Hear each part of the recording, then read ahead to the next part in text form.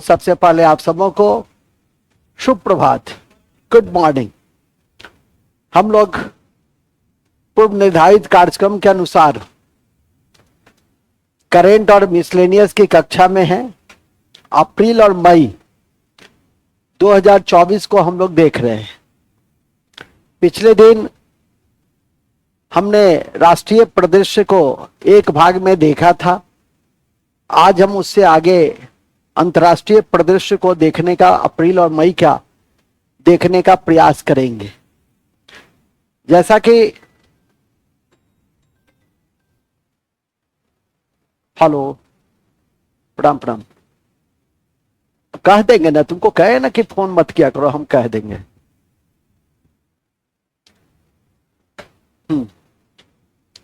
तो जैसा कि मैंने अभी आपको बताया कि करेंट और मिसलेनियस में करेंट से ही जुड़े हुए मिसलेनियस होते हैं। जैसे भारत का पहला जल मेट्रो कहाँ है? कलकत्ता में। और यह आज ये जो जल मेट्रो है, ये जल मेट्रो आज आपका करेंट, लेकिन 6 महीने के बाद ये जल मेट्रो क्या हो जाएगा? विविधा हो जाएगा। तो आजकल का विविधा, पहले का विविधा होता था कि पूछता था कि लावनी लोक नृत्य किस राज्य में होता है। हालांकि आज भी पूछता है, ठीक है कि नहीं? तो महाराष्ट्र में होता है। या राजा रेड्डी राधा रेड्डी का संबंध किस नृत्य से है? तो कुचिपुड़ी से है।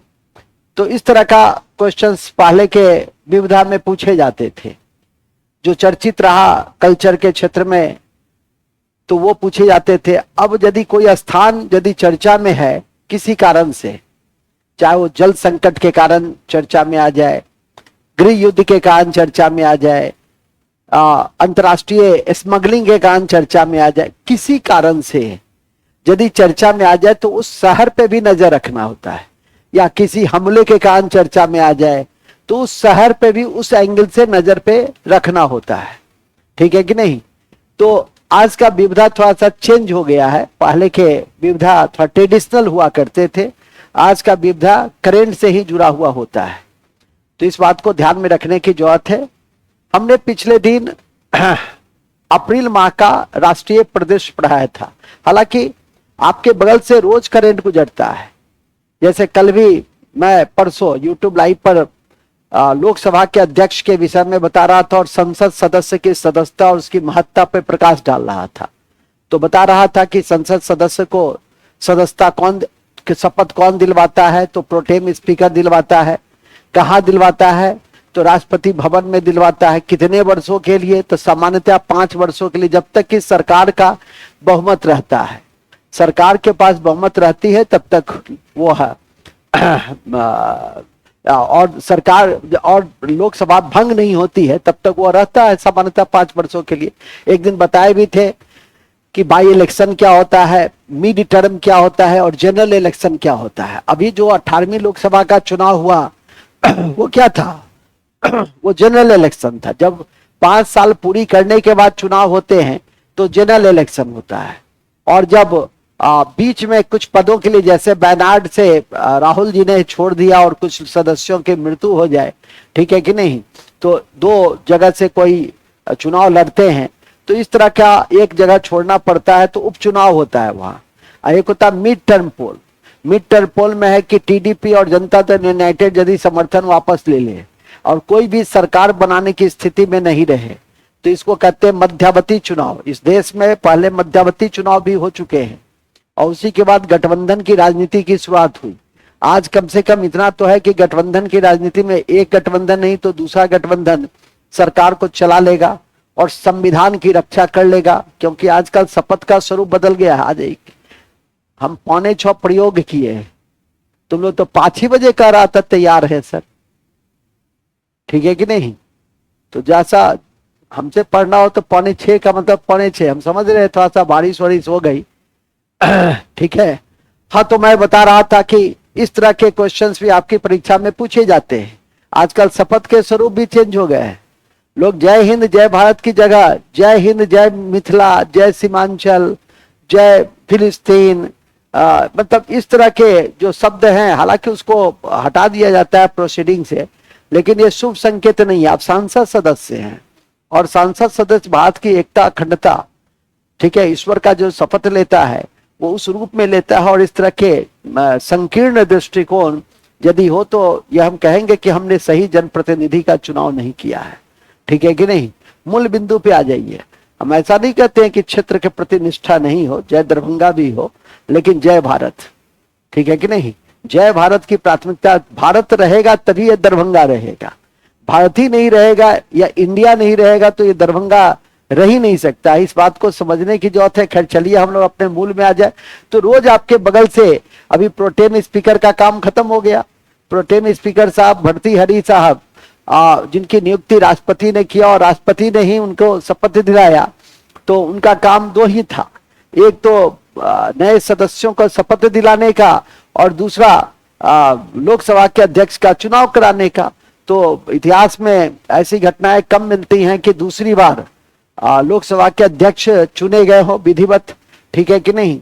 तो ओम बिरला जो कोटा संसदीय क्षेत्र से चुनकर आते हैं, तो उन्हें दूसरी बार लोकसभा का अध्यक्ष बनाया गया, स्पीकर बनाया गया है। याद रखिए कि लोकसभा के सचिवालय पर लोकसभा के सदस्य का ही, लोकसभा के अध्यक्ष का ही नियंत्रण होता है।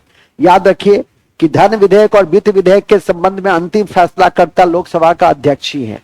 याद रखें कि यदि कभी अनिर्णय की स्थिति हो जाए सत्ता पक्ष और विपक्ष में, तो निर्णायक वोट देने का अधिकारी लोकसभा का अध्यक्ष ही है। याद रखें कि सदन का स्थगन के लिए एडजॉर्नमेंट, उसको जो हम लोग कहते हैं, या साइन डाई, दो शब्द बहुत इंपॉर्टेंट है अंग्रेजी में, जो इंग्लिश की परीक्षा में भी पूछा जाता है।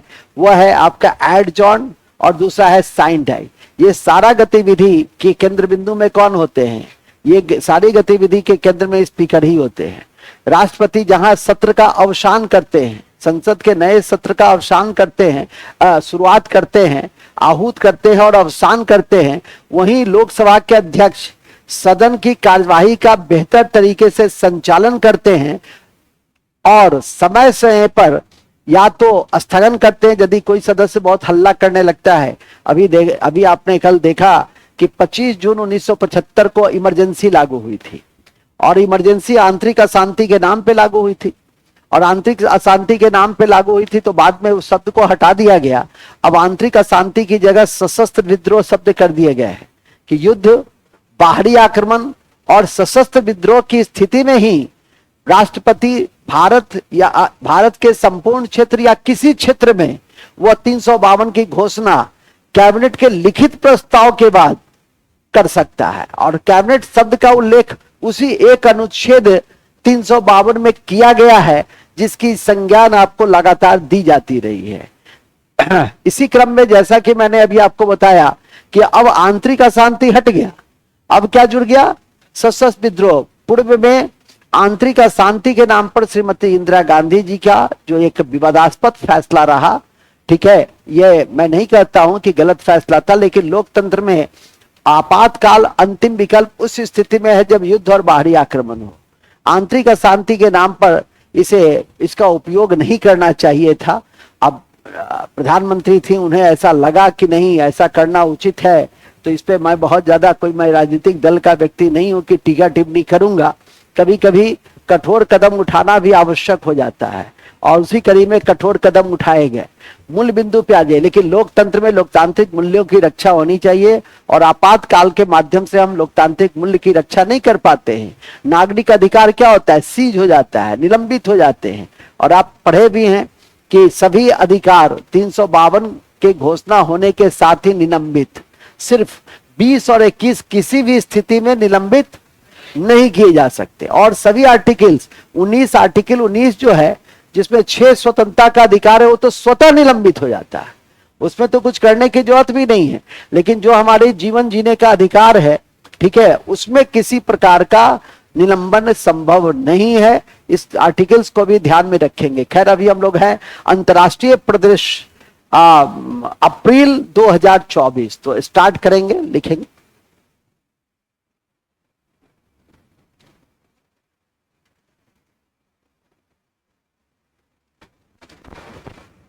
अंतर्राष्ट्रीय प्रदेश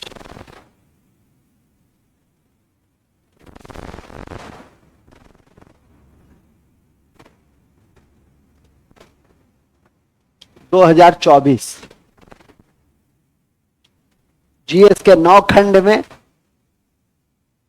जीएस का कितना खंड है? 9 खंड। 9 खंड में हम लोग है करेंट और मिसलेनियस, 2 खंड को देख रहे हैं इसमें, ठीक है। Physics, chemistry, biology, constitution, history, geography, economics, ये तो है ही। लेकिन इस खंड को अभी आज हम लोग किस खंड को देख रहे हैं?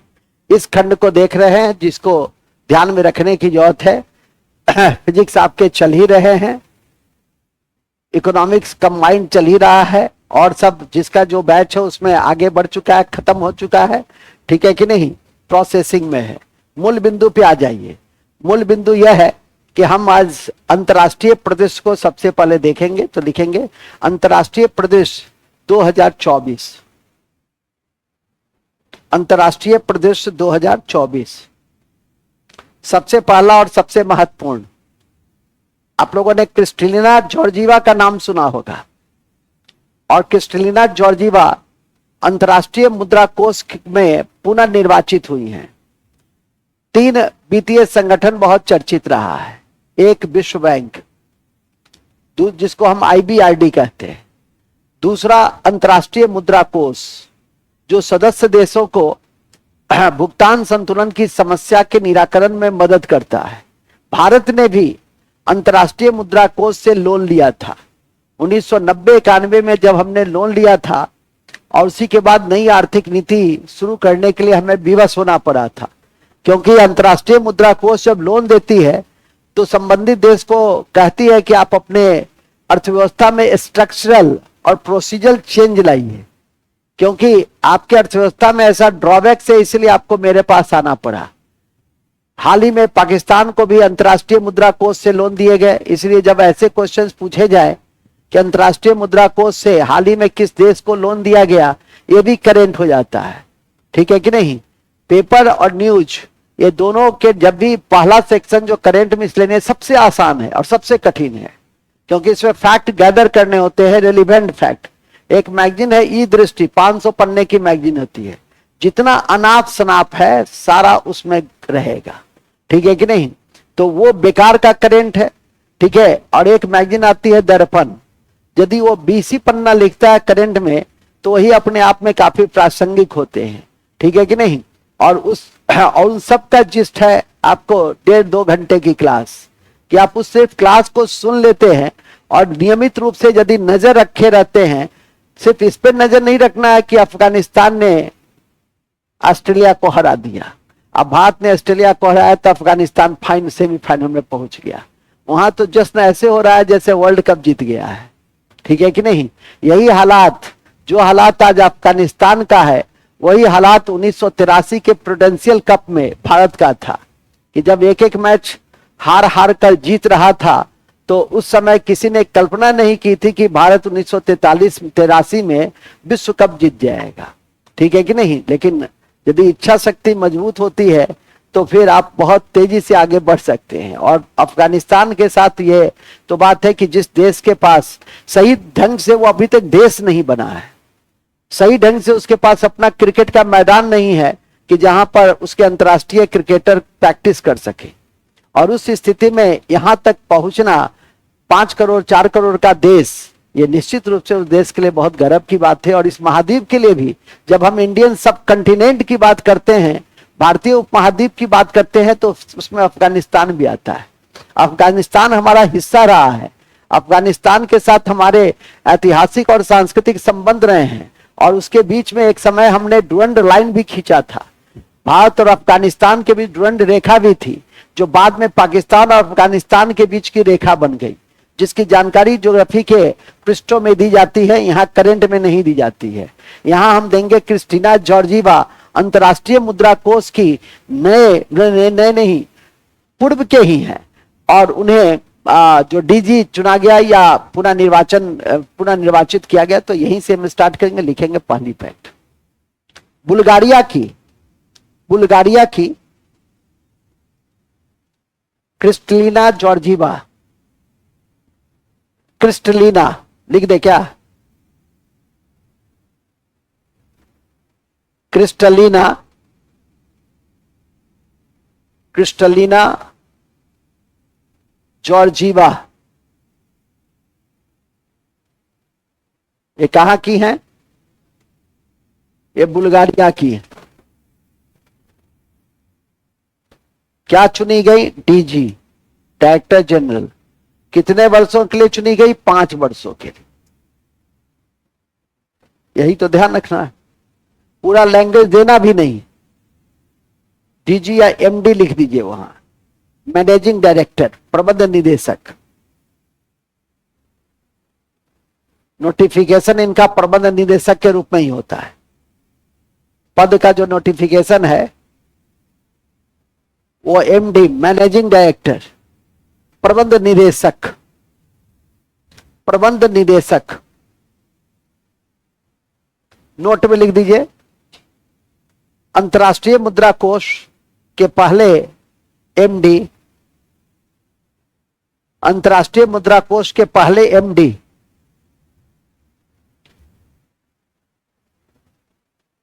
कैमिले नट, कैमिले नट, कैमिले नट हैं। आ जाइए आ जाइए, अरे जो पढ़ना चाहे उसको ना पढ़ाइएगा। कौन है? कैमिले नट। आजकल समय चेंज कर गया है, आजकल वर्तमान तो पूछता ही है, पहला भी पूछता है, ठीक है कि नहीं? कमीशन में मैं पढ़ाता भी हूं कि नरहरि राव पहले सीएजी थे, कभी कभी आप लोग को ही बता देता हूं। अभी एमपी पीसीएस की परीक्षा हुई, पीटी कुछ दिन पहले, 2-4 दिन पहले, उसमें भी वो प्रश्न पूछा गया कि पहले सीएजी कौन थे? तो पहले सीएजी आजादी के बाद कौन थे? तो नरहरि राव थे, जिसको ध्यान में करके रखना है। फिलहाल तो नरहरि राव से आगे निकलते हैं, हम लोग कैमिले नट में हैं। और कैमिले नट किस लिए चर्चित है? क्या चर्चित रहे तो पहले प्रबंध निदेशक अंतर्राष्ट्रीय मुद्रा कोष के कौन थे? तो नोट नंबर 2 में लिखो, अंतर्राष्ट्रीय मुद्रा कोष का मुख्य काम, अंतर्राष्ट्रीय मुद्रा कोष का मुख्य काम, अंतर्राष्ट्रीय मुद्रा कोष का मुख्य काम सदस्य देशों के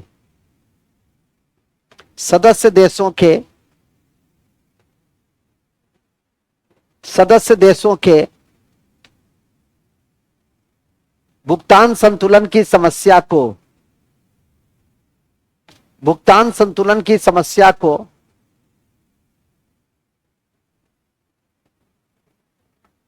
भुगतान संतुलन की समस्या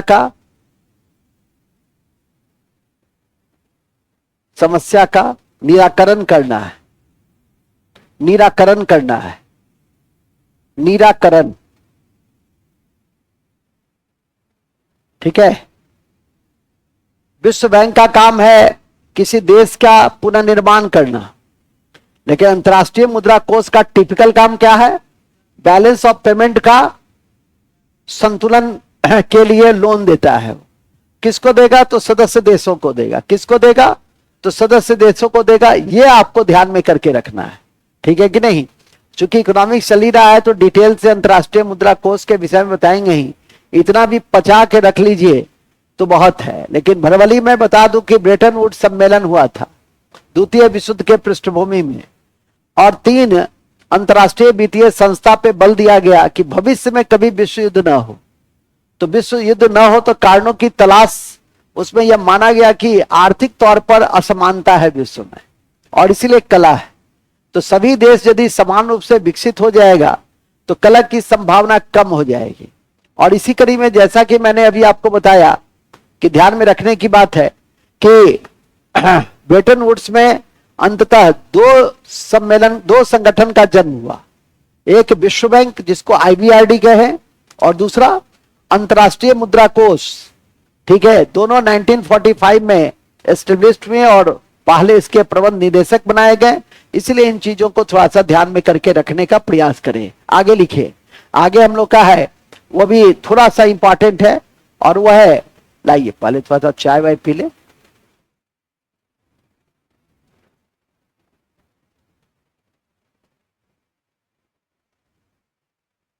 धन्यवाद। खुश रहो, खूब सुंदर घर बड़ नहीं बधू मिले, है ना, तुमको छोड़कर अभी नहीं मिले, ये कह रहे हैं कि अब ये चाहिए तुमको। नालायक कहीं का, पढ़ेगा सो होगा नहीं, ठीक है, पढ़ेगा तो दो चीज अपने आप मिल जाता है, ठीक है, एक अच्छा घर, सरकारी घर मिल जाता है, बनाने का भी कोई टेंशन नहीं है, ठीक है, गाड़ी घोड़ा तो मिल ही जाता है, घोड़ा नहीं मिलेगा, गाड़ी वाड़ी तो मिल ही जाती है। और दूसरा कि वो जो कहें तुमको बधू और इन लोग को बर, देखो उसको बर मिल गया, ठीक है कि नहीं, खुश रहो, तो खुश रहो वाला आशीर्वाद लग गया ना। देखो शादी के बाद कितना खुश है, ठीक है कि नहीं। आई बेचारा शादी से पहले कितना दुखी है, मुंह देखा है, मुंह अपना, इसी मुंह पे बिया होगा, ठीक है। लिखो, सरकारी अफसर बन जाओगे तो काला कलूटा भी रहोगे इसकी तरह तो भी बिया हो जाएगा, ठीक है। और सरकारी अफसर नहीं बनोगे तो कितना भी स्मार्ट रहोगे, बात समझा, इसलिए पढ़ो अच्छे से। हाँ, कहाँ थे हम लोग, तुम लोग को भी कहते हैं, मतलब ये यहाँ तो कह ही रहे हैं, लेकिन तुम लोग दुखी हो जाओगी कि सर हमको काला कलूटा कहे हैं, नहीं तो ये सब। स्वाति कितनी खुश है, सोचती है क्या है, हम तो निकल गए उस दौर से, अब क्या, आ जाओ समय पे आ जाओ बच्चा, ठीक है। चलिए आ जाइए, तुम भी खुश हो, खुश रहो, हमेशा खुश रहो। चलिए, हाँ, तो मैं बता रहा था बड़े अच्छे जगह पे थे, क्रिस्टीना जॉर्जीवा में थे। तो करेंट और मिसलेनियस समझ में आ गई ना कि करंट क्या होता है और मिसलेनियस क्या होता है। नेक्स्ट, एक देश है कांगो, ठीक है, लोकतांत्रिक गणराज्य कांगो। ये भी विविधा है कि किस देश के आगे लोकतांत्रिक गणराज्य लगा हुआ है, ठीक है कि नहीं। और उसको बनों का देश कहते हैं, ये भी विविधा है। उसको क्या कहते हैं, उसको बनों का देश कहते हैं। और याद रखिएगा, वहां पहली बार महिला प्रधानमंत्री चुनी गई है, इसलिए कहते भी हैं कि कहीं पर महिला यदि टॉप पोजीशन पे पहुंची है तो उस पर नजर रखो। तो इसका अर्थ यह नहीं लगा लेना कि बड़े सर ने कहा है कि महिला पे नजर रखो। हमने ये कहा है कि हमारी बातों को ध्यान से सुनो, अब तो रिकॉर्डिंग रहती है तो बिल्कुल स्पष्ट रहता है, ठीक है। आप कह दीजिएगा अपने पिताजी को कि सर कहे है महिला पे नजर रखने के लिए, ठीक है, इसलिए रख रहे हैं, आप बीच में मत विघ्न डालिए। तो अब पिताजी हमको फोन करेंगे कि अहाँ कहले छी महिला पे नजर रखे के लिए बच्चा सबके, कहेंगे रिकॉर्डिंग देख लिया, वो में की कहले छी, हम कहले छी कि जो टॉप पोजीशन पर है, नहीं शीर्ष पर है, राजनीति में, प्रशासन में, किसी भी जगह पर, ठीक है, तो उसके विषय में आपको नजर रखना है, ध्यान रखना है, फैक्ट गैदर करना है, ठीक है। तो आशा है कि इन भाव को समझ रहे होगे। उसी में है तुलुका। ये तुलुका कौन है, हालांकि नाम उसका 3 पन्ना का नाम है, और हमेशा कहते हैं जब बड़ा नाम हो तो सिर्फ एक नाम उसका लास्ट या शुरू का नाम जो बहुत आसानी से याद हो सके उसको याद कर लो। ऑब्जेक्टिव की तो परीक्षा है, टिक लगा ही दोगे। तुलुका नाम है उसका, तुलुका। कहां की प्रधानमंत्री बनी है, तो कांगो की, ठीक है कि नहीं। लोकतांत्रिक गणराज्य कांगो, बनों का देश कांगो। तो लिखिए, ऐसे लिखो, लोकतांत्रिक गणराज्य, लोकतांत्रिक गणराज्य कांगो, जो बनों का देश भी है, जो बनों का देश है, जो बनों का देश है, वहां की पहली महिला प्रधानमंत्री, वहां की पहली महिला प्रधानमंत्री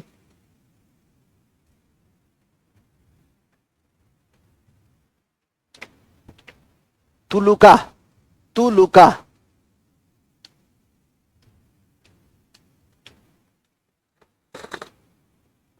तुलुका लिख दे। उसका पूरा नाम है जूडिथ, और भी है बीच में, तुलुका, जूडिथ। तो थोड़ा कठिन लगता है, जूडिथ भूल जाइएगा, तो तुलुका याद रखिए। ऑब्जेक्टिव की परीक्षा में यही तो आसान है, उसमें विविधा भी पढ़ लिए।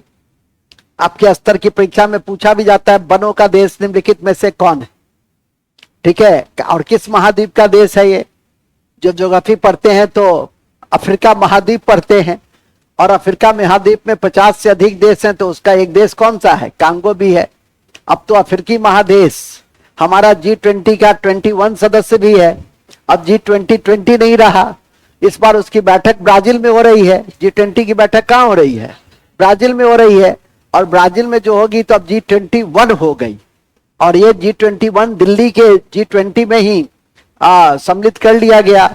तो उन्हें भी ध्यान में रखिएगा। मैं कहता भी हूं कि जितने भी अंतर्राष्ट्रीय सम्मेलन होते हैं, अभी जैसे G7 की बैठक हुई कहाँ, इटली में, जहां मोदी मेलोनी से मिले, ठीक है कि नहीं, जहां मोदी मेलोनी से मिले, वह जो फोटोग्राफ्स है काफी चर्चित भी रहा, दिन भर टीवी पे दिखाता रहा कि इन्होंने भी नमस्ते किया, उन्होंने भी नमस्ते किया, ठीक है कि नहीं। तो अब समय बदल गया, अब विदेशों में भी आप जाएंगे तो लोग आपको नमस्ते करेंगे, तो कम से कम नमस्ते प्रणाम तो हमने सिखा ही दिया ना।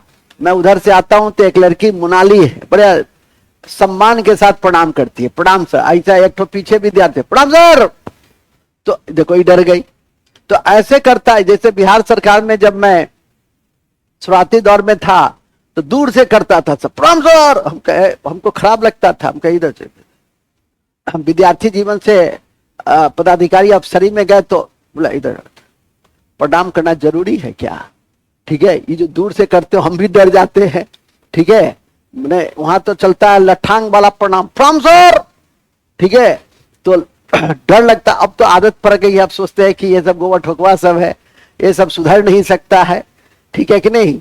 आचरण तो आप किसी का बहुत ज्यादा बदल नहीं सकते हैं, इस लेवल में थोड़ा बहुत बदलाव हो भी सकता है। अभी 17, 18, 19, 20 के हैं तो थोड़ा सा मैं टीका टिप्पणी करूंगा तो आप परहेज कर लीजिएगा, धीरे धीरे सुधर जाइएगा, बहुत ज्यादा बदलाव नहीं आएगा, ठीक है कि नहीं। लेकिन चूंकि 25 साल का 24 साल का एक्सपीरियंस है इस मंच पे खड़े रहते रहते, बहुत ज्यादा बदलाव नहीं आ सकता। Basic character can not be change, लेकिन कुछ ना कुछ बदलाव अच्छा खासा आ ही जाएगा, ठीक है। समझ रहे हैं विवेक बाबू, आप तो बुझ रहे हैं। आप कैसे प्रणाम करते हैं, अरे आओ यार तुम्हारी इंतजार था, तुम्हारे बिना हम कैसे आगे बढ़ते, आ जाओ, आओ ठाकुर आओ बैठो,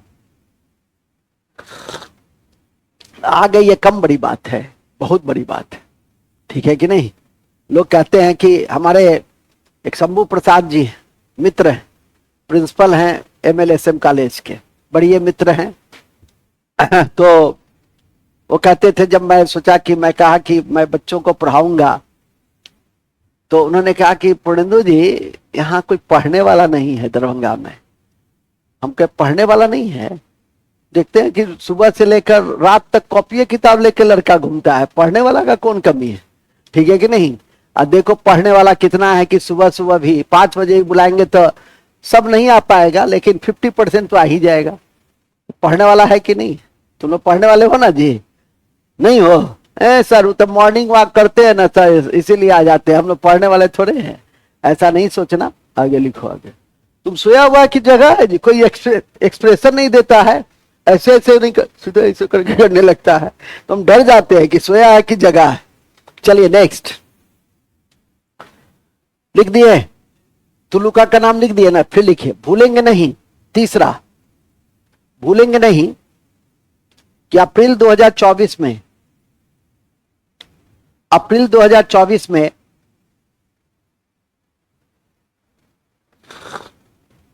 7.5 तीव्रता की 7.5 तीव्रता, 7.5 लिखने नहीं आता है तो 7.5 को कैसे लिखोगे, 7.5।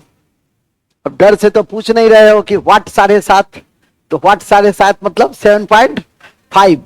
रिक्टर स्केल पर इस तीव्रता की भूकंप कहां आई, अप्रैल में। देखो कितना जल्दी भूल गए, बट ताइवान, अर्जेंटीना में कहां आया जी, ताइवान में।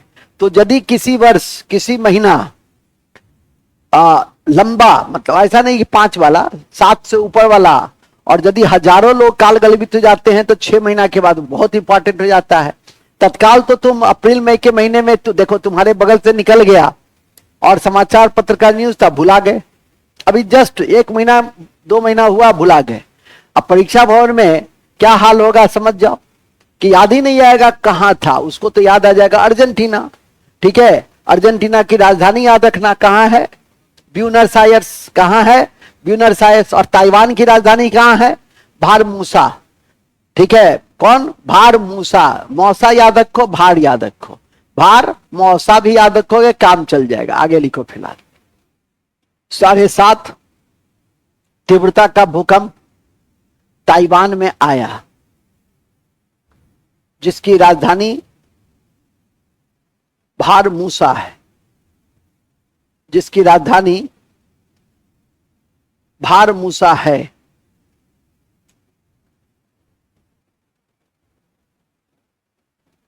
भारमूसा है,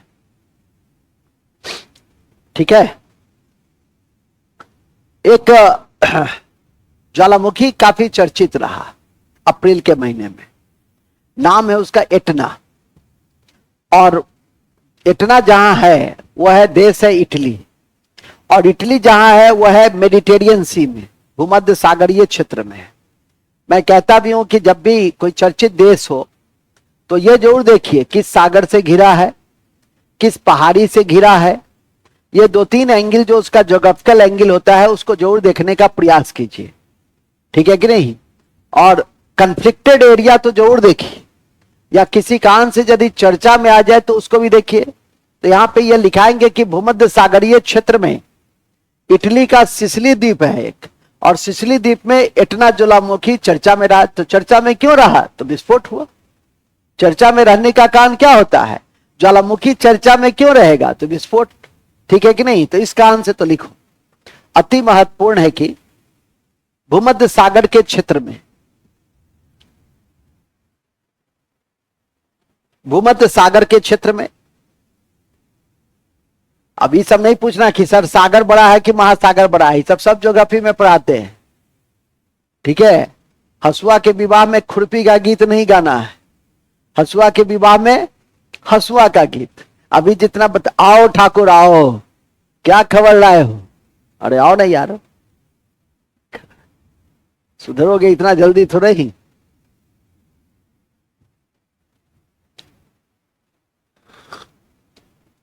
जंतु को सुधरने में 12 साल लगता है, मनुष्य को सुधरने में आजन्म वो सुधारता रहता है। बैठो, नो एक्सक्यूज। तुम्हारे दर्द भरे दास्तान सुनकर मेरे आंखों में आंसू बहने लगेंगे, और फिर तुम लोग को संभालना बहुत मुश्किल हो जाएगी। आगे बैठ जाओ, बैठो। ठीक से जब उठना तो कैमरा उमड़ा है तो देख करके उठना, ठीक है। मैं क्या कहा तुम समझे।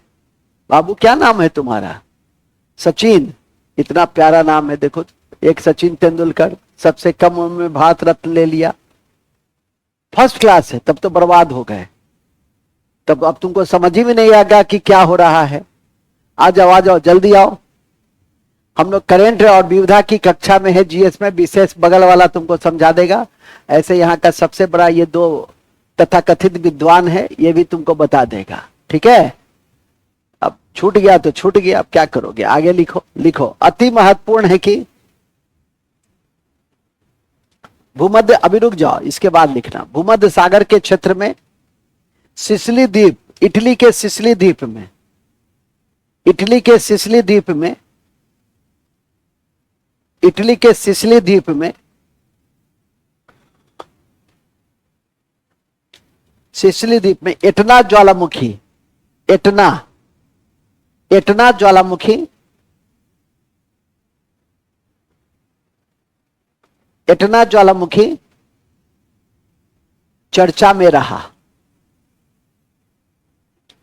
चर्चा में रहा। तो राष्ट्रीय प्रदेश के बाद हम लोग करंट के अंतर्राष्ट्रीय प्रदेश में हैं, और जिसमें महत्वपूर्ण नियुक्ति, महत्वपूर्ण सम्मेलन, महत्वपूर्ण स्थल नहीं, महत्वपूर्ण पुस्तक, महत्वपूर्ण दिवस नहीं, इन्हीं महत्वपूर्ण इंडेक्स। अभी कल परसों यूट्यूब लाइव में 10 इंडेक्स कम से कम आप लोग को याद कराने की दोबारा तिबारा विगत कुछ महीने में कोशिश की गई। मुझे खुशी है कि बहुत सारे लड़के को याद भी था। इसी कड़ी में एक चर्चित किताब भी अप्रैल महीना का है और उस किताब का नाम है नाइफ। ठीक है, और अभी देखिए पिछले महीना में भी मैंने मार्च में लिखाया था कि वाई भारत मैटर्स, जयशंकर की किताब है, आईएसपीटी की परीक्षा में पूछा, जबकि मैंने आपके परीक्षा के दृष्टि से उसको बताया है, एसएससी के दृष्टि से बताया है, या बहुत तो स्टेट पीसीएस के दृष्टि से। आईएएस के दृष्टि से मैं एक क्लास ले भी नहीं रहा हूं, हाँ, लेकिन ये जरूर बताता हूं कि एक फाउंडेशन है जो मजबूती प्रदान करेगा भविष्य के लिए। ठीक है कि नहीं? तो वाई भारत मैटर्स हर महीना 10, 20, 50 किताब लिखी जाती है, उसमें से एक दो किताब का चयन करके आपको बताया जाता है। उसी में एक किताब अप्रैल महीने का है नाइफ, और नाइफ लिखने वाले हैं सैटेनिक वर्सेस के लेखक सलमान रश्दी। अच्छा, उनकी जितनी किताब आती है सब विवादास्पद होती है, इसलिए परीक्षा उपयोगी हो जाती है। आपको तो और अच्छा है कि जो जो किताब विवादास्पद हो जाए। और याद रखिए कि यदि कोई क्रिकेट खिलाड़ी, कप्तान, पॉलिटिशियंस, ठीक है, उस दिन भी मैंने आपको बताया था कि ऐसे कोई व्यक्ति जैसे मिनिस्टर, टॉप लेवल मिनिस्टर, ठीक है, प्रधानमंत्री, या कोई पॉलिटिशियन, रिटायर्ड पॉलिटिशियंस, ठीक है, कोई क्रिकेट खिलाड़ी, हॉकी खिलाड़ी, फुटबॉल खिलाड़ी अपनी आत्मकथा लिखे तो पहले देश वाला याद कर लो, और देश के बाद फिर विदेश वाला याद कर लो।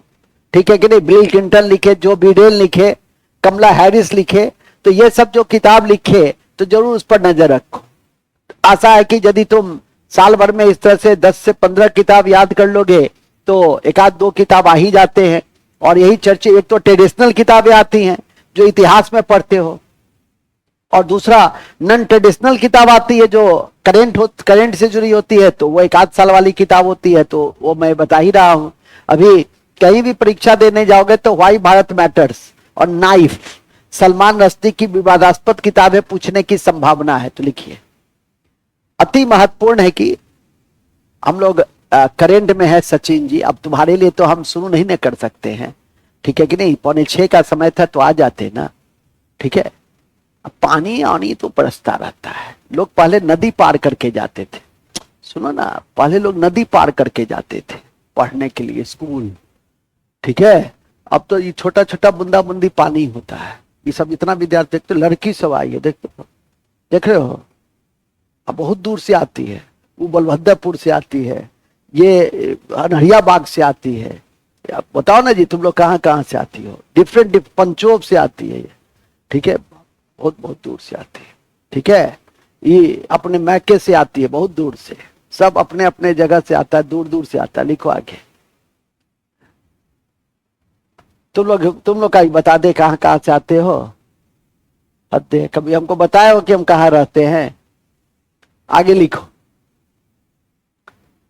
हम लोग थे कहाँ? नाइफ में, तो लिखेंगे नाइफ, हाल ही में चर्चित, नेक्स्ट पॉइंट करके लिखो, हाल ही में चर्चित,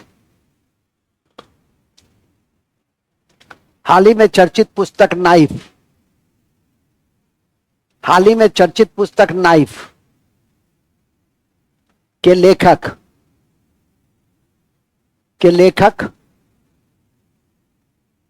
सलमान रश्दी थे। सलमान रश्दी थे। सलमान रश्दी, कभी नहीं नाम सुने हो? सलमान रश्दी, सलमान रश्दी। तुम लोग तो सलमान खान के अलावा किसी का नाम सुनते नहीं हो। अब सुने होंगे जहीर खान का नाम, तो तुम लोग का तो यही है स्टैंडर्ड कि जहीर खान का नाम, सोनाक्षी का नाम, ये सब सुनोगे। तुलुका का नाम नहीं सुनोगे जो प्राइम मिनिस्टर बन गई चुपचाप, हम बताए तब जाके सुने, तुमको बताने की जरूरत नहीं है कि सोनाक्षी कौन है, ठीक है कि नहीं? मूल में आ जाइए, उसके विषय में भी हम कल प्रवचन देंगे, स्पेशल मैरिज एक्ट के विषय में बताएंगे, ठीक है कि नहीं? ये सब भी जानना चाहिए। कोई बड़ा सा सेलिब्रिटी कोई डिफरेंट टाइप का विवाह का फॉर्म में वो विवाह रचा रहा है, वो भी आपके लिए इंपॉर्टेंट है कि स्पेशल मैरिज एक्ट क्या होता है, ठीक है कि नहीं? स्पेशल मैरिज एक्ट कब आया, इन सब के विषय में, हालांकि इसकी चर्चा हम जून के महीने में करेंगे ही, ठीक है कि नहीं? क्योंकि ये नहीं कि सोनाक्षी की शादी और जहीर खान की शादी चर्चित रही, इसलिए कि स्पेशल मैरिज एक्ट एक बार पुनः चर्चा में आया। और ऐसे कोई भी बिंदु जो सामान्य अध्ययन से जुड़े हुए हैं उसको हम गाहे बगाहे हंसते रुलाते आप तक हम पहुंचा ही देते हैं जो आपके स्तर का होता है। इसी क्रम में हमने आपको बताया सलमान रश्दी, इन्होंने एक किताब लिखी थी और वो किताब भी बड़ी चर्चित रही थी, आज भी पूछता है, सैटेनिक वर्सेज। उस किताब का नाम था सैटेनिक वर्सेज।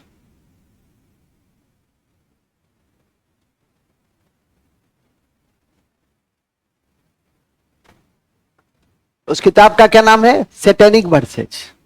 ठीक है, लिख लो सैटेनिक वर्सेज, सलमान रश्दी की किताब सैटेनिक वर्सेज, पहली पुस्तक थी सैटेनिक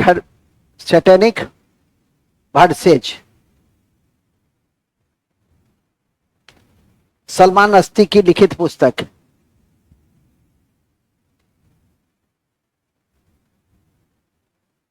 ठीक है,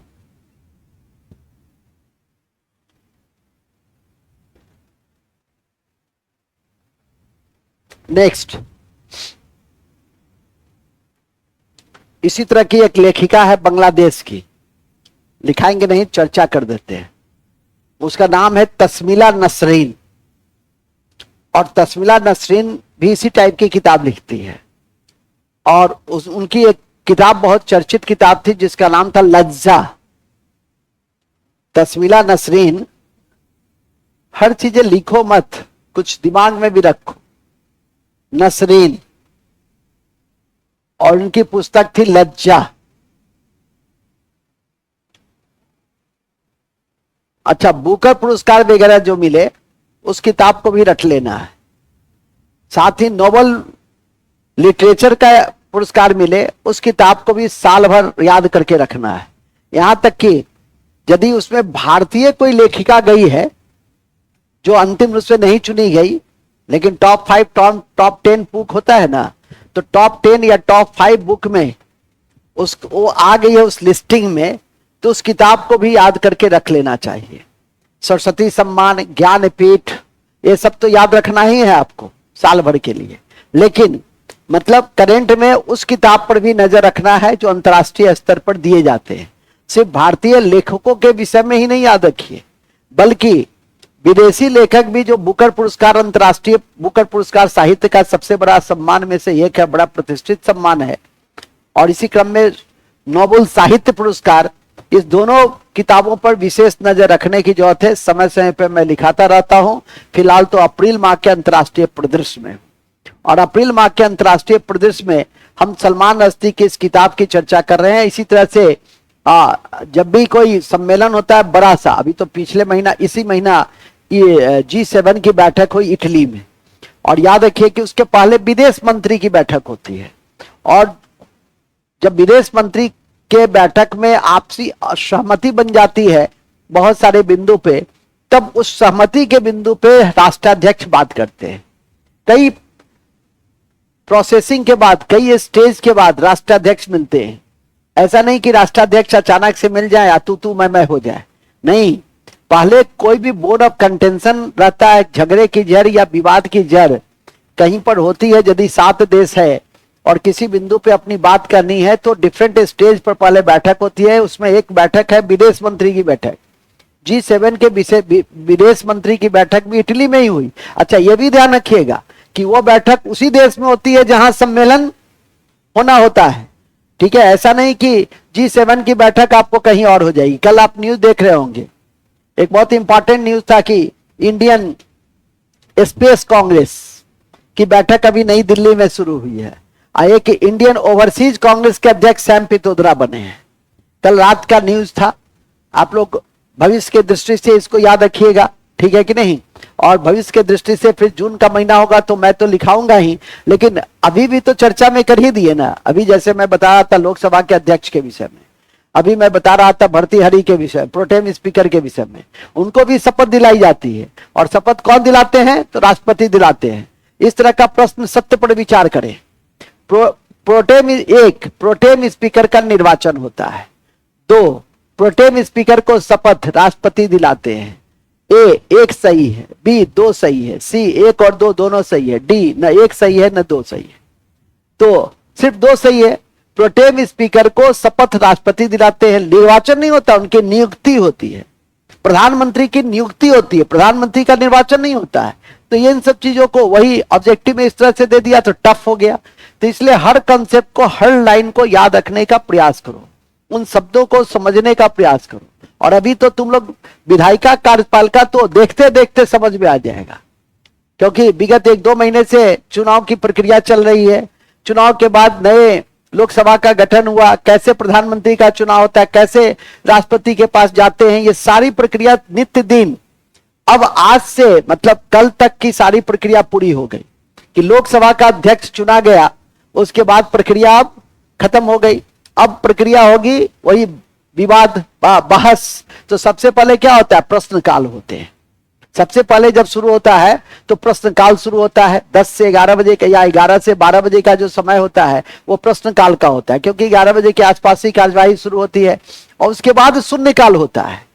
12 बजे का जो समय है वो शून्यकाल का समय है। कभी कभी ये भी पूछ देता है आपकी परीक्षा में कि निम्नलिखित में से सदन में, संसद में सबसे पहले कौन सा उपबंध शुरू होता है। ए निंदा प्रस्ताव, 2 अविश्वास प्रस्ताव, सी आपको दे देगा शून्यकाल, डी प्रश्नकाल। कंसेप्ट क्लियर है? ठीक है, तो कंसेप्ट क्लियर है तो पहले क्या आएगा, प्रश्नकाल, नहीं तो शून्यकाल। तुमको दोनों काल एक ही लगेगा। शून्यकाल भारतीयों की ही देन है, ठीक है, भारतीय राजनीतिक व्यवस्था की ही देन क्या है, शून्यकाल है। इसको ध्यान में करके रखिएगा। अब और ये भी ध्यान में रखिए कि अविश्वास प्रस्ताव और विश्वास प्रस्ताव, ये दोनों प्रस्ताव सरकार के विरुद्ध और सरकार अपने पक्ष में लाती है। अविश्वास प्रस्ताव विपक्ष लाता है, नो कॉन्फिडेंस मोशन, और जब अविश्वास प्रस्ताव पारित हो जाता है तो सरकार गिर जाती है। और दूसरा विश्वास प्रस्ताव जो है, विश्वास मत हासिल सरकार करता है। अभी जो नरेंद्र मोदी साहब अपना दावा प्रस्तुत करेंगे, किए हैं, तो विश्वास प्रस्ताव को वो प्रस्तुत किए, मतलब विश्वास प्रस्ताव को वो प्राप्त किए या विश्वास प्रस्ताव को प्राप्त करते हैं। कोई भी किसी भी नए विधानसभा में मुख्यमंत्री होते हैं, अपना दावा प्रस्तुत करते हैं तो क्या प्राप्त करते हैं, विश्वास प्राप्त करते हैं। अविश्वास प्रस्ताव नहीं, अविश्वास प्रस्ताव कौन लाएगा, वो विपक्ष लाता है। अब ऐसा नहीं कि पहला दिन ही वो ले आएगा, ऐसा भी नहीं है। पहले काम करने का पूरा अवसर दिया जाता है। हम लोग के यहाँ छाया मंत्रिमंडल का कॉन्सेप्ट नहीं है। छाया मंत्रिमंडल, शैडो मिनिस्ट्री का कॉन्सेप्ट कहाँ है, तो ब्रिटेन में है। तो इस बात को भी ध्यान रखिए। कभी कभी इस तरह के भी प्रश्न आते हैं कि छाया मंत्रिमंडल की अवधारणा कहां है। छाया मंत्रिमंडल की अवधारणा, छाया मंत्रिमंडल की अवधारणा कहां है,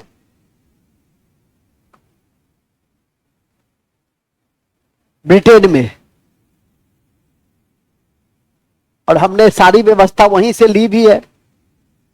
संसदीय व्यवस्था, लोकतांत्रिक व्यवस्था जितनी भी आज हम देखते हैं, ये सारा तो 190 सालों से चूंकि हम अभ्यस्त रहे हैं, इसलिए हमने उस व्यवस्था को आसानी से अडॉप्ट किया। उसको संचालन में हम अब सिद्धस्थ भी हो गए हैं।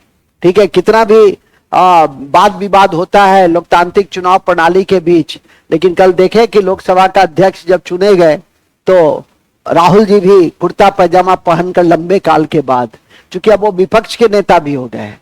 और विपक्ष का नेता कौन बनता है, जिसको सदन में जिस दल को 1/10 सीट आती है, तो उनको कितनी सीट आई, 54 सीट से अधिक, 99 सीट आई, तो उनको कैबिनेट का दर्जा दिया जाता है। बड़ा महत्वपूर्ण पद है, ठीक है कि नहीं।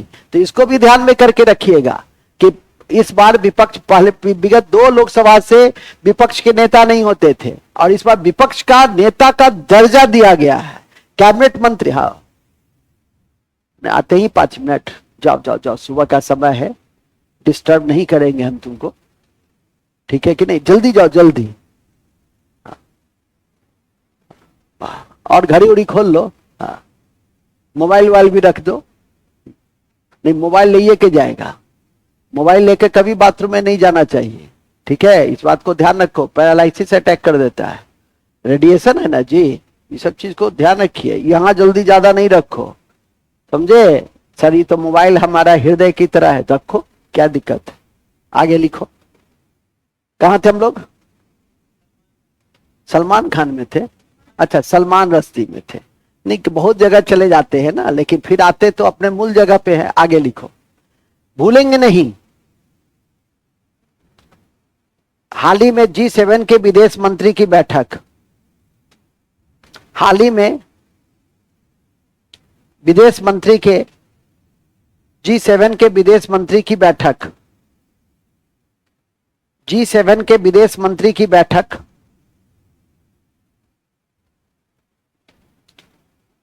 G7 की बैठक कंपनी इटली में संपन्न हुई। कंपनी कंपनी कंपनी इटली में संपन्न हुई।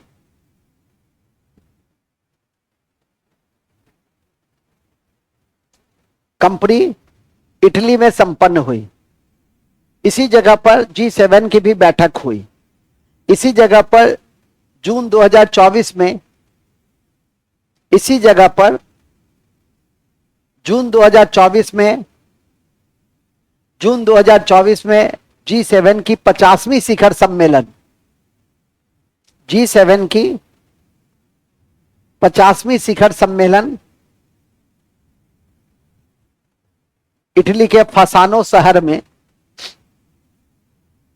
इसी देश में, कहां, फसानो शहर में, फसानो शहर में संपन्न हुई। संपन्न हुई। ठीक है, आ गए, बहुत जल्दी आ गए। पानी पीने के लिए, अच्छा वायु छोड़ने, क्या कहे हो? अच्छा, हर चीज बोला नहीं जाता है, वो तो मैं यूं ही बोल रहा हूं कि तुम्हारे अंदर जो शब्द के प्रति कुंठा है उसको निकाल दे। ठीक है, आगे चलो, कहां थे हम लोग? तो G7 की बैठक 50वीं हुई है, यह भी ध्यान रखिएगा, यह भी ध्यान रखिएगा कि 50वीं, इस बार जो इमरजेंसी लगाया गया था उसका 50वीं वर्षगांठ है, तो इसीलिए 352 आर्टिकल और 25 जून 1975 प्रधानमंत्री का नाम इंदिरा गांधी जिन्होंने लागू किया, राष्ट्रपति का नाम फखरुद्दीन अली अहमद, और मतलब राष्ट्रपति प्रधानमंत्री दोनों, क्योंकि पूछ सकता है आंतरिक अशांति के नाम पर जो आपातकाल, राष्ट्रीय आपातकाल लगाए गए, उस समय देश के राष्ट्रपति कौन थे? ठीक है कि नहीं? तो उस समय देश के राष्ट्रपति फखरुद्दीन अली अहमद थे। और याद रखिए कि रात के 12 बजे श्रीमती गांधी ने पहले लागू करवा दिया, किसी संस्मरण में मैंने पढ़ा था कि पहले लागू करवा दिया और तब साइन कराने गई थी राष्ट्रपति भवन में। 12 बजे रात में जब गई प्रधानमंत्री की, जब एम्बेसडर गाड़ी गई, पहले सत्ता पक्ष, शासन पक्ष के लोग एम्बेसडर पे चढ़ते थे, अब फॉर्च्यूनर पे चढ़ते हैं, अब तो नई नई इनोवा बहुत तरह की गाड़ी है। ठीक है कि नहीं? तो 12 बजे रात में पहुंची और हड़बड़ा करके फखरुद्दीन अली साहब उठे और पूछी कि मैडम ऐसी कौन सी बात है कि रात में ही कहीं कि देश में आपातकाल की घोषणा की जा रही है, आपको यहाँ पे साइन करना है। बस पहले इस तरह के, आज यदि इस तरह से प्रधानमंत्री मोदी जी कर देंगे तब तो कोहराम मच जाएगा कि तानाशाही व्यवस्था लागू कर रहे हैं, राष्ट्रपति को रात में गए, महिला राष्ट्रपति के पास रात में गए। ठीक है कि नहीं? बहुत तरह की बात हो जाएगी। ठीक है, तो आज का दौर थोड़ा सा संभल के चलने का दौर है। मूल बिंदु पे आ जाइए, आगे लिखिए, कहां थे हम लोग? तो G7 हो गया ना। तो G7 क्या है? तो सबसे औद्योगिकीकृत देशों का सम्मेलन है, जिसमें अमेरिका है, कनाडा है, ब्रिटेन है, एकदम छोटे छोटे देश हैं, इटली है जिसके पास कृषि भूमि भी नहीं है। अमेरिका वगैरह में तो कृषि भूमि भी है, लेकिन और सब देश में, जापान वगैरह में तो कुछ भी नहीं है। जापान में तो जो भी है वो लोगों की इच्छा शक्ति है, और लोगों की इच्छा शक्ति के बल पर इतना विकसित हो गया, विशेषकर इंडस्ट्रियल लेवल पर। हम लोग के पास तो सब कुछ है, क्या नहीं है? भूमि है, जल है, वन है, खनिज है, और तुम लोग जैसा मानव है। इससे बड़ी बात होगी। हालांकि हम लोग अभी ह्यूमन रिसोर्सेज में बहुत डेवलप नहीं है, समय रहते डेवलपमेंट की जरूरत है, क्योंकि इस देश में परीक्षा का प्रश्न पत्र भी लीक हो जाता है। ठीक है कि नहीं? इससे दुर्भाग्यपूर्ण बातें और क्या हो सकती है कि इतने सालों के बाद साइबर का जो पूरी टेक्नोलॉजी आई, उसके 30 सालों के बाद भी हम ऐसा टेक्नोलॉजी नहीं डेवलप कर पाए कि हम अपने परीक्षा के प्रश्न पत्र को लीक होने से बचा ले। एक नया कॉन्सेप्ट आया, डार्क नेट। और जिसके आधार पर नीट के पेपर को लीक किया गया। ये डार्कनेट क्या है? तो इंटरनेट का काला बाजार है। ये भी, ये शब्द को याद रखना। डार्कनेट क्या है? नेट पर, इस डार्कनेट के माध्यम से प्रश्न पत्र लीक किए गए हैं और ये इंटरनेट का काला बाजार है। सारा वे धंधा इंटरनेट पर इसी के माध्यम से होते हैं। एक लाइन लिख दो कॉपी के ऊपर में, डार्कनेट इंटरनेट का। हमारे साथ करेंट में बातचीत करो तब ढेर सारी चीजें निकलेगी। कॉपी किताब ये सब तो है ही, बात समझा? तो डार्कनेट क्या है? इंटरनेट का काला बाजार है। और जहां काला बाजार है तो सब अवैध धंधा होगा। इंटरनेट का काला बाजार है। कल न्यूज चैनल पे भी डार्कनेट के विषय में बताया जा रहा था, ठीक है कि नहीं? तो इसीलिए तो मैं कहता हूं कि देखो, न्यूज को जरूर देखो और उसमें से अपना पकड़ लो। कोई जरूरी है कि सब पॉइंट्स को देखना है। डीडी न्यूज देखोगे तो ज्यादा अच्छा होगा, ठीक है कि नहीं? संसद टीवी देखोगे तो ज्यादा अच्छा होगा। वो सब आपकी परीक्षा के दृष्टि से महत्वपूर्ण है और उस पर नजर रखिए। जैसे अभी मैंने कहा डार्कनेट, ये साइंस में पूछेगा डार्कनेट। जितनी अच्छी परीक्षा देने जाओगे उतना डार्कनेट तुम्हारे लिए महत्वपूर्ण होगा, ठीक है कि नहीं? कि डार्कनेट क्या है? तो इंटरनेट का काला बाजार है। मूल में आ जाइए। और उसी के माध्यम से नीट के पेपर लीक किए गए। अभी सबसे ज्यादा महत्वपूर्ण महाराष्ट्र का परीक्षा मॉडल के विषय में बताया जा रहा है कि उस मॉडल को हम लोग, महाराष्ट्र में परीक्षा का एक बार भी प्रश्न पत्र लीक नहीं हुआ है क्योंकि वहां की टेक्नोलॉजी सिस्टम ज्यादा बेहतर है। हम लोग को अडॉप्ट करना चाहिए, ठीक है कि नहीं? तो बहुत तरह का मैकेनिज्म है उस पर। अब सिर्फ कानून बना देने से, कानून तो बहुत सारे सामाजिक सुधार अधिनियम का बना, बाल विवाह का बना हुआ है। बाल विवाह होता है कि नहीं होता है? ठीक है कि नहीं? उसका बाल विवाह हुआ कि नहीं हुआ? ठीक है, उसका बाल विवाह हुआ कि नहीं हुआ? ठीक है, अभी नहीं तुम लोग दावा प्रस्तुत कर देना, नहीं सर हम लोग 18 साल के हो गए थे सर और बाल विवाह नहीं हुआ है। मतलब कह रही है हुआ है। अच्छा 18 साल हो गया, हमको क्या पता? अब तुमको मन था तो अपना कर लो, हमको क्या दिक्कत है? ठीक है कि नहीं? ये भी नहीं हुआ कि सर की बात को, जी सर बिल्कुल सर, अभी तो मेरा बाल विवाह ही था सर, ठीक है कि नहीं? 18 साल भी नहीं पूरा हुआ था। तो तुम्हारा भी हो गया है? 18 ही साल हुआ है? नहीं, अभी 21 साल तक, तब तक कंप्लीट कर जाओ, ठीक है? बटन उटन बंद कर लो। तुमसे कम मेरा छाती नहीं है, नहीं तो हम भी खोल के आएंगे, समझ जाओ। एक दिन काला उला उठा के आएंगे, समझा? पान उन डाल के, हाँ बताइए क्या पढ़ाना है आज, तब समझ में आ जाएगा, ठीक है? टपोरी मत बनो। अंत में लिखिए, कहां थे हम लोग? बड़े अच्छे जगह पे थे हम लोग, थे डार्कनेट में। तो बातचीत करने के दौरान एक और महत्वपूर्ण शब्द निकला। करेंट की कक्षा जब हो तो हमारे साथ इंटरेक्शन कीजिए।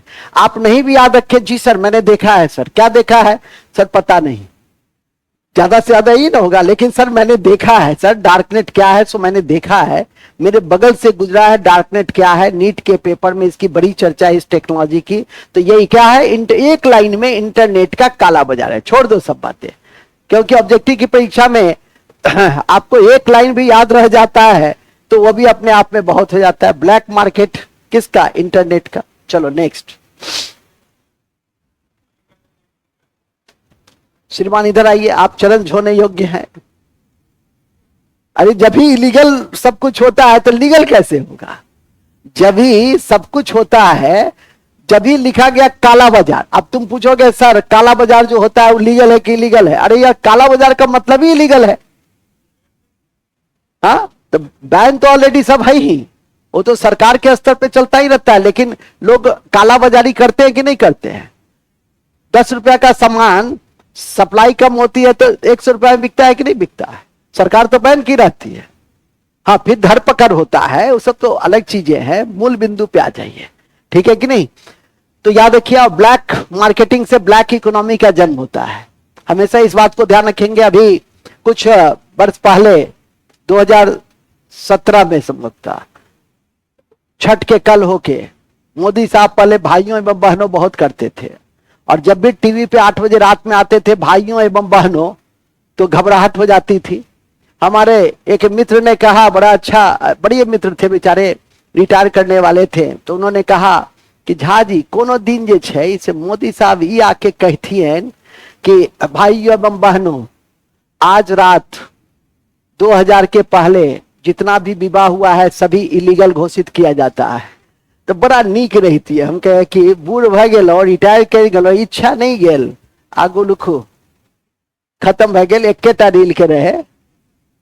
गजब हाल है, दिखता रहता, सुनता रहता है, जैसे कितना महत्वपूर्ण बातें बता रहे हैं। आगे लिखिए, ध्यान रखे,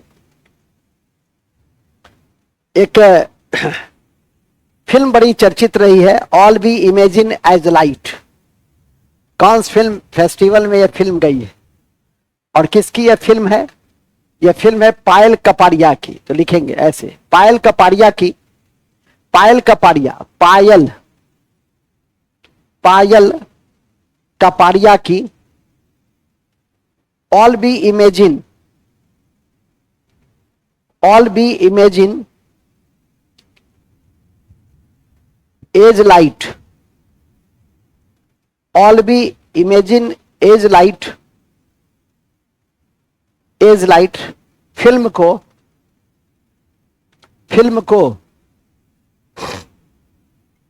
फिल्म को कॉन्स फिल्म फेस्टिवल के लिए, कॉन्स फिल्म फेस्टिवल के लिए, कॉन्स फिल्म फेस्टिवल के लिए चुना गया है। कॉन्स फिल्म फेस्टिवल के लिए चुना गया है। ठीक है, किसने चुना है? चलिए, कौन सी फिल्म है, किसकी फिल्म है? नेक्स्ट, हाल ही में जारी, हाल ही में जारी फोर्स मैगजीन के अनुसार, force magazine, force FORBES, force magazine के अनुसार विश्व का सबसे शीर्ष अरबपति, सबसे शीर्ष अरबपति, सबसे शीर्ष अरबपति मतलब सबसे बड़ा अरबपति बर्नार्ड एर्नोल्ट, बर्नार्ड बर्नार्ड एर्नोल्ट हैं, एर्नोल्ट हैं, जो फ्रांस के हैं, कॉस्मेटिक से जुड़े हुए हैं। एर्नोल्ट है जो फ्रांस के हैं, कॉस्मेटिक से जुड़े हुए हैं। कॉस्मेटिक समझते हैं ना, क्रीम व्रीम जो लगा के आता है, सेंट वुड मार के, वो सब किस में आता है? कॉस्मेटिक में। लिपस्टिक भी लगाता है, अच्छा ठीक है, तो उसको किस में रखते हैं? कॉस्मेटिक में। अब भारत के सबसे शीर्ष अरबपति हैं मुकेश अंबानी, लिख देंगे। और भारत के सबसे शीर्ष उद्योगपति हैं, उद्योगपति हैं, उद्योगपति हैं कौन? मुकेश अंबानी, मुकेश अंबानी। ठीक है, जो रिलायंस इंडस्ट्री से जुड़े हैं, जो रिलायंस इंडस्ट्री से जुड़े हैं।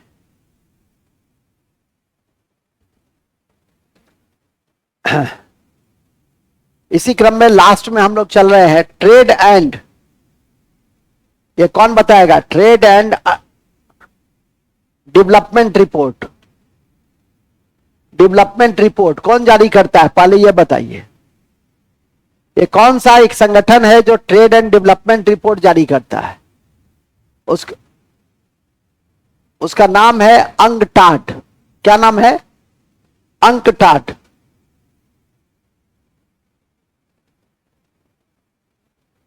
अंकटाड, UNCTAD, इसका पूरा नाम होता है United national conference on trade and commerce. United nation conference. UNCTAD का पूरा नाम क्या है? United nation conference trade and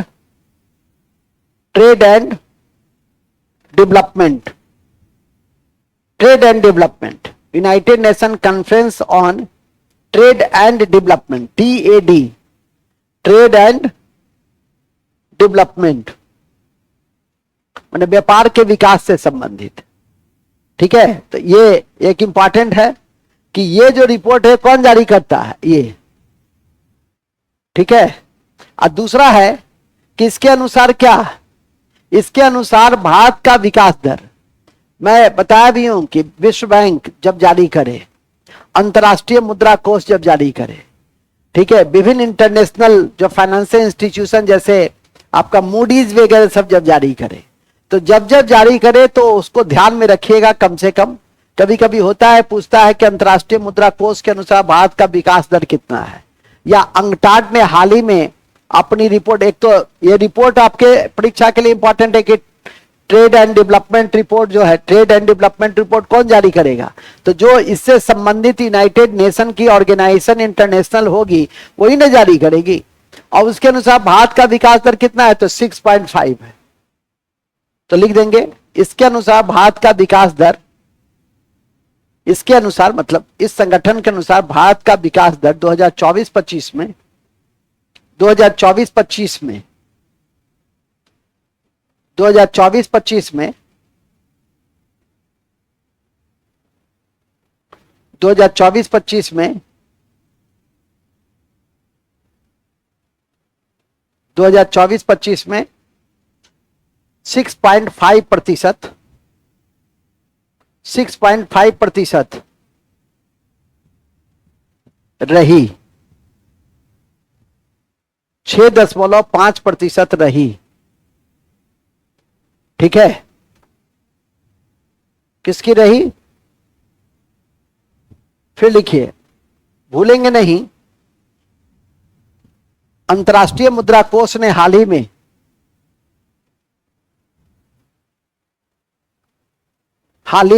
world economic, अंतर्राष्ट्रीय मुद्रा कोष ने हाल ही में वर्ल्ड इकोनॉमिक आउटलुक रिपोर्ट जारी की। वर्ल्ड इकोनॉमिक आउटलुक रिपोर्ट जारी की, वर्ल्ड इकोनॉमिक आउटलुक रिपोर्ट जारी की, जिसमें भारत का विकास दर,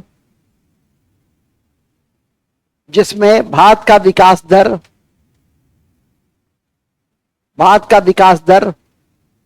6.8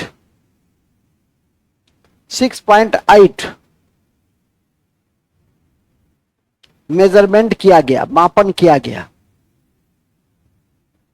मापन किया गया।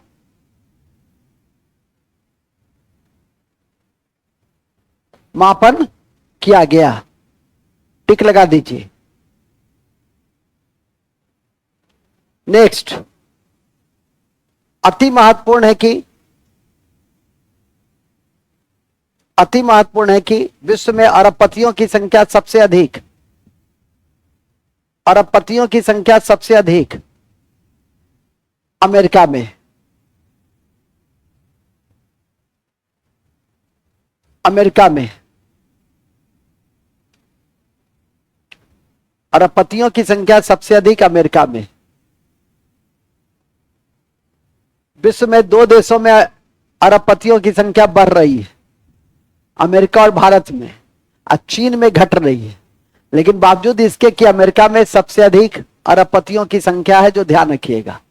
अब ये नहीं पूछ देना कि सर अरबपति क्या होता है, ठीक है कि नहीं, मुख्य बिंदु पे आ जाइए। एक दो और है लास्ट के लिए, ध्यान रखें, ध्यान रखें, cloud seeding, cloud seeding, cloud seeding हाल में चर्चा में रहा, विशेषकर दुबई को लेकर, हाल ही में चर्चा में रहा, विशेषकर दुबई को लेकर, दुबई को लेकर। चलिए, अब ये दुबई को लेकर क्यों चर्चा में रहा, क्योंकि क्लाउड सीडिंग से दुबई में इतनी बारिश हुई कि उसके कई हवाई अड्डा और आम जनजीवन अस्त व्यस्त हो गया। हालांकि यह कोई पहली घटना नहीं है, सबसे पहले क्लाउड सीडिंग चीन में ही की गई थी, आज से 30 साल पहले। बात में भी इसका समय समय पे प्रयोग होता है, लेकिन इसका दुष्प्रभाव है कि यदि कंट्रोल नहीं रहा तो फिर असामान्य बारिश हो सकती है। और दूसरी चीज आपको हमें यह नहीं बताना था, हमको बताना था कि क्लाउड सीडिंग में हम किस तरह के रासायनिक पदार्थ का इस्तेमाल करते हैं। तो हम लोग सिल्वर आयोडाइड का इस्तेमाल करते हैं, पोटासियम क्लोराइड का इस्तेमाल करते हैं। उसका इस्तेमाल हम लोग किस में करते हैं? क्लाउड सीडिंग में करते हैं। तो लिखेंगे, ध्यान रहे कि क्लाउड सीडिंग में सिल्वर आयोडाइड मुख्यतः वही है। परीक्षा में ये चुनने के लिए देगा तो सिल्वर आयोडाइड पर मारिएगा, लेकिन एक और लिख दीजिए, पोटासियम क्लोराइड। कभी कभी होता है कि सिल्वर आयोडाइड गायब कर दिया, आप गड़बड़ा गए कि श्रीमान एक बार बताए थे तो तुक्का मारने में आसान होता। मुख्यतः क्या है? Silver iodide. कॉमा लिख देंगे, पोटासियम क्लोराइड का उपयोग किया जाता है, का उपयोग किया जाता है। किसका उपयोग किया जाता है? सिल्वर आयोडाइड और पोटासियम क्लोराइड का उपयोग किया जाता है। और आज के अंत में अंगारा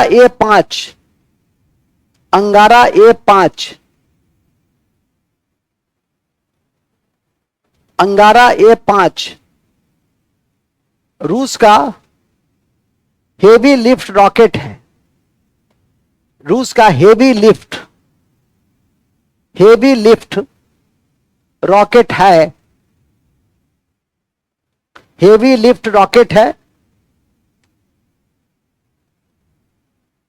हेवी लिफ्ट रॉकेट है जिसका सफल परीक्षण किया गया।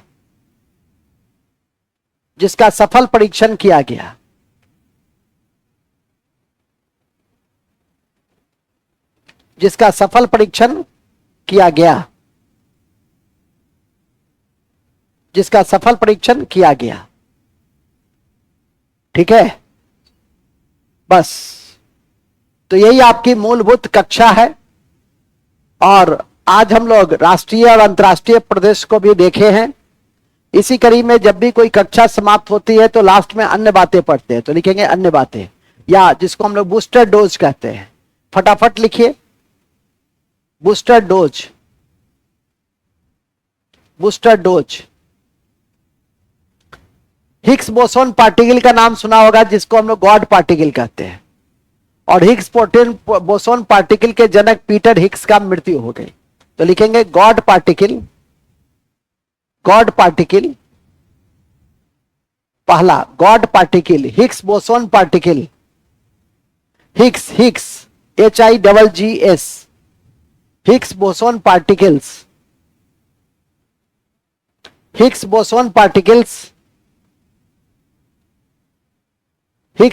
पार्टिकल्स के जनक ब्रिटेन के पीटर हिग्स का निधन हो गया। ब्रिटेन के पीटर हिग्स का निधन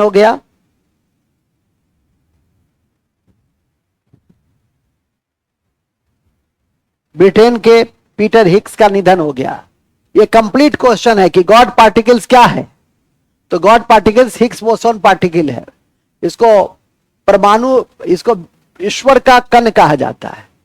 और 2013 में हिग्स को एंगलर्ट के साथ नोबेल पुरस्कार दिया गया था। तो उस वर्ष के लिए ज्यादा चर्चा में था, अब के लिए चर्चा में नहीं है, इसीलिए इसकी कोई जानकारी आपको मौखिक जानकारी दे दी है कि 2013 में इन्हें भौतिकी के क्षेत्र में एंगलर्ट के साथ इन्हें नोबेल पुरस्कार दिया गया था। अन्य बातों में विश्व विरासत दिवस हम समय समय पे ऐसे भी बोलते रहते हैं। 18 अप्रैल काफी महत्वपूर्ण है। तो लिख देंगे विश्व विरासत दिवस 18 अप्रैल। विश्व विरासत दिवस 18 अप्रैल। सिविल सेवा दिवस 21 अप्रैल। सिविल सेवा दिवस 21 अप्रैल। पृथ्वी दिवस 22 अप्रैल। पृथ्वी दिवस 22 अप्रैल। पृथ्वी दिवस 22 अप्रैल। पंचायती राज दिवस 24 अप्रैल। पंचायती राज दिवस 24 अप्रैल और अंतर्राष्ट्रीय नृत्य दिवस 29 अप्रैल। अंतर्राष्ट्रीय नृत्य दिवस, अंतर्राष्ट्रीय नृत्य दिवस कौन? 29 अप्रैल महत्वपूर्ण है। 29 अप्रैल महत्वपूर्ण है। सिविल सेवा दिवस 21 अप्रैल को। बस इन्हीं शब्दों के साथ क्या क्या छूट गया बोलिए ना। पृथ्वी दिवस 22 अप्रैल, पंचायती राज विश्व नृत्य दिवस 29 अप्रैल।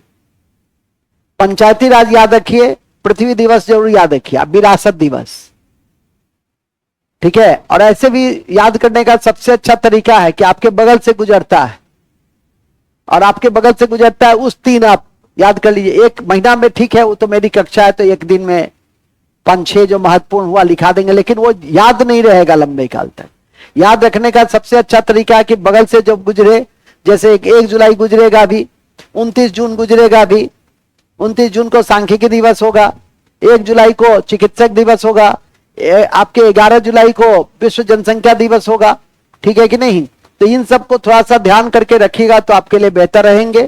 इन्हीं शब्दों के साथ हम आज के इस करेंट और मिसलेनियस की कक्षा की समाप्ति की मैं घोषणा करता हूं। आग्रह करता हूं कि अगले दिन जब भी मैं 5:45 कहूं तो कृपया कर 5:45 बजे ही आ जाइएगा। जितना पहले आइएगा तो ज्यादा से ज्यादा बात सीखने के अवसर मिलेंगे, ठीक है कि नहीं। और एक्सप्लेनेशन ज्यादा होगा, इंटरेक्शन ज्यादा होगा तो आप ज्यादा से ज्यादा बात आपके जहन में रहेगी, ठीक है कि नहीं। पढ़ाना तो उतना ही होता है, जितना हमको पढ़ाना था उतना तो पढ़ा दिए, लेकिन थोड़ा सा गप और करते, थोड़ा सा बार बार कहते तो और दिमाग में बैठेगा। इन्हीं शब्दों के साथ हम आज की इस कक्षा की समाप्ति की मैं घोषणा करता हूं। जय हिंद, जय Bharat, all the best, thank you very much, बहुत बहुत धन्यवाद, थैंक यू। आप लोग मेरे देश पधारे, इसके लिए धन्यवाद आपको, खुश रहो।